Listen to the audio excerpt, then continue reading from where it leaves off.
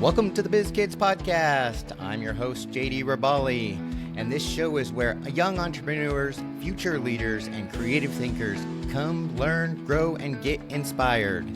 This podcast is powered by the Biz Kids Hub, our hands-on training and resource center dedicated to helping kids and teens launch real businesses, develop their confidence, and turn big ideas into action. Whether you're starting out or already making sales, we're here to give you the tools, the tips, the stories that bring business to life.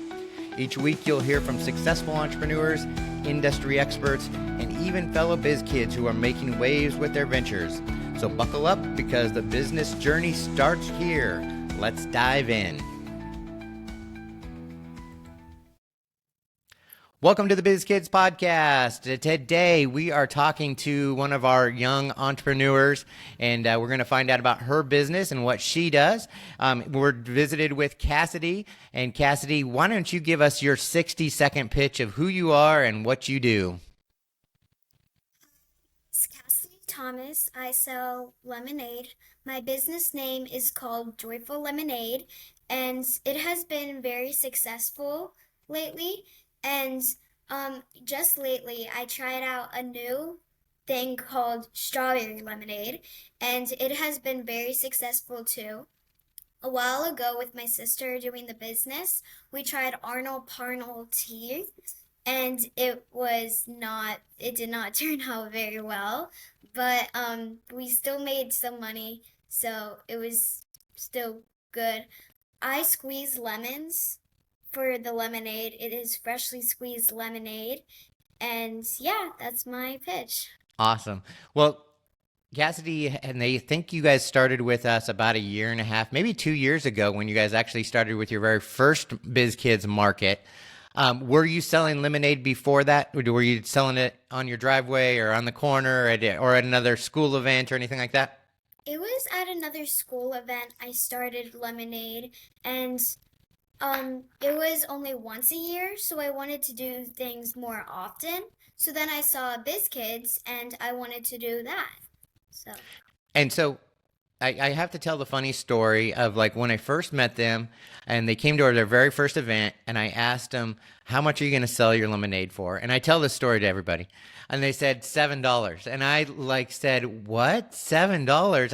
I thought that was a little high, but I was completely wrong. They had the system down. They cut fresh lemons. They squeezed them right there in front of you. They made the mix. And all day, they had a line at their booth waiting for lemonade. And I think you guys did about $1,000 of sales that day. It did help that it was very hot. It was 4th of July. But where did you guys, when you first started your lemonade stand, were you selling it for $7 a cup, or did you start off a little lower? We started off about $6, and then we bumped it up to $7, just because I don't know why, honestly. Probably the cost of goods, because the one thing that's really different about your business is a lot of kids, they say, hey, I'm going to start a lemonade stand. They go out and they buy some powdery mix, and they mix it all up in the water, and they put some ice in it, and it waters it down. And by the time they get to like the last cup, it's all water and gross. And you guys actually take the time to have fresh lemons there. I know I've seen you run out of lemons, and you had to send your dad out to get more lemons and more ice. And you're cutting them, you're squeezing them. And that really makes the difference, and your presentation is great on how you present your business. When you were selling it at the other events, what are some of the lessons you've kind of learned along the way? Like, have people said your lemonade's ever too sweet, or this doesn't have enough sugar? Or what are some of the feedback you've gotten from other customers? So, a few customers say that it's better than Chick-fil-A's lemonade. Wow. And they say that it tastes just right, and some people want less sugar, and they still give a thumbs up. I don't know. And that's the great thing about your product is you can actually customize it to your clientele. If they say, hey, can you put a little less sugar in this one? I'd like that. That's good. And then you also offer an option for a refill What? How do you do the refills? It's $6, one less than the one because they already have the cups. So the cost of the cups is about $1 for them. So we lowered it down to 6 for the refills because they're not getting another cup. And then what other products? I know for a while you were selling. You said the Arnold Palmer tea was a one that didn't take off very well, but you also had some other popcorn products and stuff as well. How did those sell with the lemonade?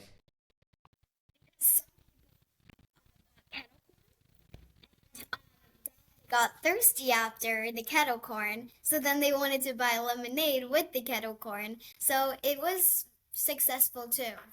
And that's the trick of selling drinks is you give people salty treats, and you may even look at giving them samples of the popcorn because now they are thirsty and they need something to drink and they're ready there to buy.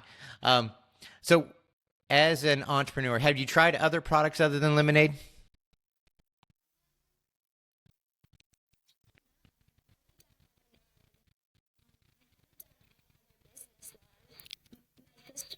She has done other businesses besides Carolyn's Treasures, like Art of Vinyl, things like that. And her businesses were very successful. And my dad, he gave me the idea of doing lemonade. And I thank him for that because I would not be very successful if he did not give me that idea. And so lemonade, you're making on average, if I remember correctly, you're bringing in cash for the day anywhere from $700 to $1,000. What are you doing with that extra cash? Is it going back into your business? Are you paying your parents as employees to help you get the lemons and help you get all the stuff to a show? So, some of the money I have to pay to for the new stuff that I bought, I have to pay off that. Um, I try to um give my parents some money, but they say no, and so I can't give them any money. But I tithe a little bit of money, I spend a little money, and I put some money in my bank account. And I think you guys are great at keeping track of all the dollars that come in so you know what your expenses are. And you also give back. You make sure that your church gets a portion of that. And so that's great that you do your tithe on that as well. I commend you for that. And then, so for the future, what are you looking for your business to do? Like, where do you want to take it next? Do you want to add another product? I heard you say that you're going to add strawberry lemonade as another flavor. What are some other ideas that you've had to kind of expand your sales? My goal is a food truck, a lemonade food truck, because I've seen videos about people having food trucks, and I feel like I would be very successful in the future, maybe whenever I'm like 16 or something. I feel like I'd be very successful with the food truck, driving around places like the ice cream truck, people getting lemonade. I feel like also for your vendor events, I could just have a food truck right there, and people can go to the food truck. That's awesome. As a mean father as I was, when my kids were growing up, when I told them the ice cream truck would come through the neighborhood, I said if they're playing music, that means they're out of ice cream. And so they would never chase the ice cream truck because they always thought it was out of ice cream.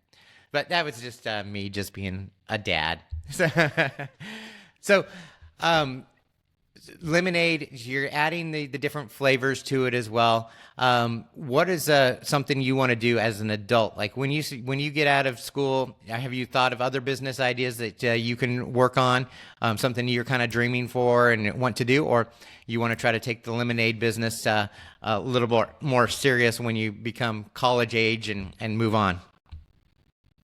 I want to actually have a bakery or like a lemonade, joyful lemonade building in the future. I love to bake, so I feel like it would be very good. Like, for example, tropical smoothie. They have drinks and like lunch. So I want something like that. I can have drinks, but I can also have food, and so people can get lunch, breakfast, maybe even dinner, and some snacks from there. So I feel like that would be very successful too, and I would like that in the future too. So I don't know if you ever met Casey. Casey was one of our biz kids when we first started the program 8 years ago. I think she was 9 years old or 10 when she started. And she started with a few little bracelets, and then she actually got into baked goods. And now she is a senior in college. She has her LLC. She works out of a commercial kitchen, and she provides cakes, cupcakes for corporate gifts for businesses, and she also provides a coffee shop with her treats so they can sell those in the morning. So you never know where it's gonna lead to, and you have a big future ahead of you. I'm really proud that you got out there. If you've ever been to one of the Biz Kids markets, Cassidy's out there talking to people, telling them about her lemonade, and so she doesn't have any fear of like explaining what she has, and you do a great job at pitching your business. So thank you for being on the Biz Kids podcast. Is there any last words of advice you would give other kids to get out there and start a business? Yes, if you would like to have a business and you're not sure if you want one, go for it because if you don't, then you'll never know what could happen and you could be successful like me. And if you don't try, then you'll never know if not. So, word of advice, try. If you don't try, then you might fail if you don't try.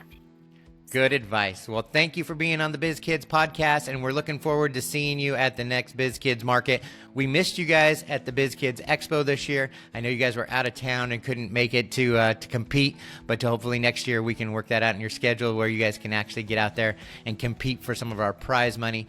If you want to get your kids involved with the Biz Kids, follow us at bizkidsusa.org, and you can find out more information about our product, our programs, and how we can help you get your kids involved with the Biz Kids. Thanks, Cassidy, and we will see you guys on the next episode of the Biz Kids podcast.